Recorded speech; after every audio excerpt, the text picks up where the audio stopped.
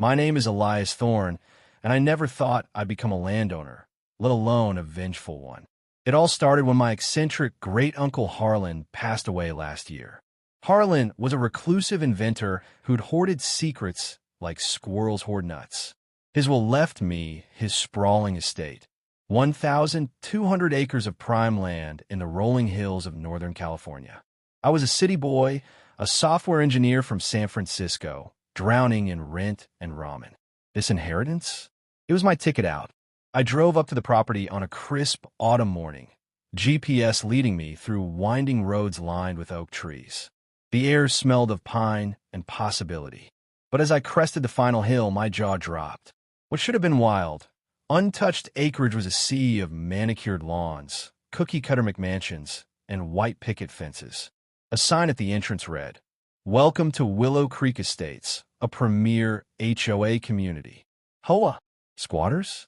My land had been turned into a suburban nightmare. I pulled over, heart pounding, and dug out the deed from my glove box. Harlan's will was clear.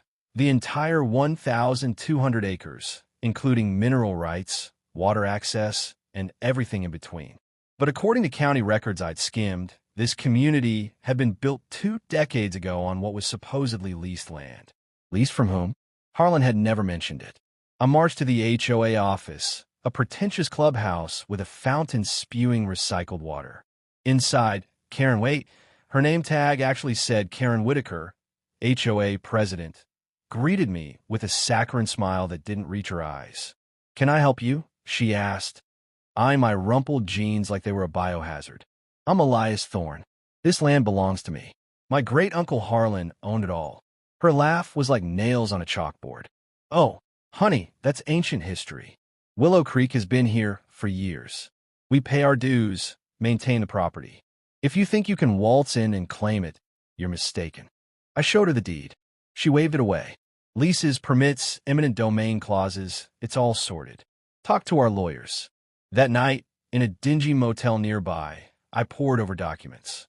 Harlan had indeed leased the land cheaply to a developer in the 90s, but the lease was riddled with loopholes. It expired upon his death, with no renewal clause. The developer had flipped it to the HOA, who built without proper surveys. They were squatting on my inheritance, enforcing petty rules on land that wasn't theirs. Rage bubbled up. These people had turned Harlan's wild paradise into a conformity cult. No pink flamingos, no vegetable gardens over 10 square feet, mandatory beige exteriors. I'd read horror stories online about HOAs fining people for wrong-colored curtains. Now, it was personal. I wasn't playing nice. First, I hired a shark of a lawyer, Mia Reyes, who specialized in property disputes. "This is a gold mine," she said over coffee. "The lease is void.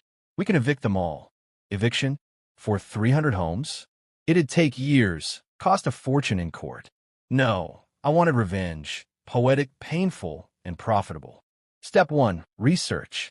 I camped on the edge of the property, binoculars in hand. The HOA board was a clique of busybodies. Karen, the control freak, Bob, the retired accountant obsessed with fees, and Susan, the gossip queen.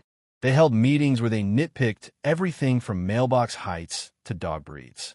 I discovered Harlan's old bunker, a hidden underground lab on the acreage, untouched.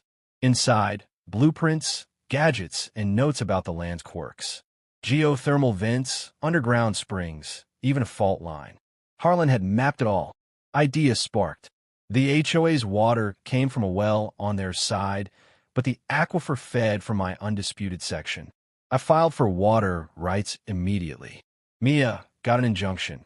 No more pumping until ownership was settled. Chaos ensued. Sprinklers sputtered dry. Lawns yellowed. Karen called an emergency meeting. "This is sabotage," she shrieked in a newsletter I intercepted. I attended, posing as a concerned resident with a fake mustache and baseball cap. "Who's this Thorne guy?" Bob grumbled. "He's trying to ruin us." Susan chimed in. "I heard he's a hacker, probably poisoning the water digitally." I bit back a laugh. Phase 2. Psychological warfare. Using Harlan's gadgets, I rigged low-frequency emitters around the perimeter, harmless infrasound devices that caused unease, headaches, vague dread. Nothing illegal, just science. Nights grew restless in Willow Creek.